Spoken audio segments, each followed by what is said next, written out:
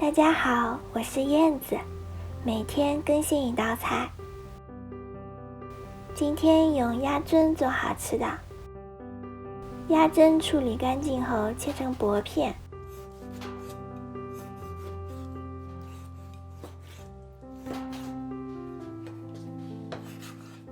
放入碗里，再把姜切成丝，大葱切丝，小米椒切成圈，一起放入碗里，加点料酒、盐和生粉，抓均匀。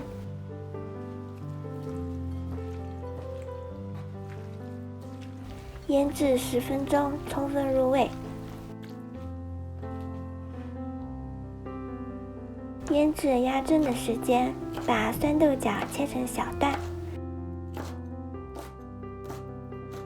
装入碗中备用。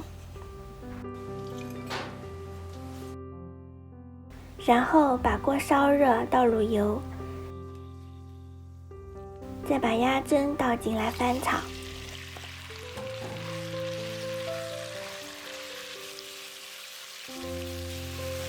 炒到变色，闻到香味，加1勺料酒，1勺生抽，再翻炒几下，倒入酸豆角，翻炒均匀，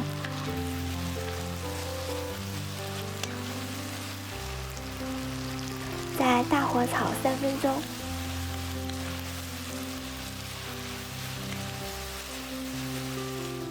最后撒入小葱花，盛出来装入盘中，一道美食就做好了。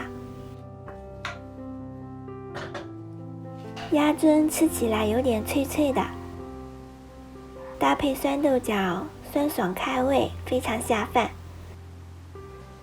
如果你喜欢，也试试吧。好啦，本期视频就分享到这里啦。喜欢我的视频就关注我吧，每日为您更新一道菜。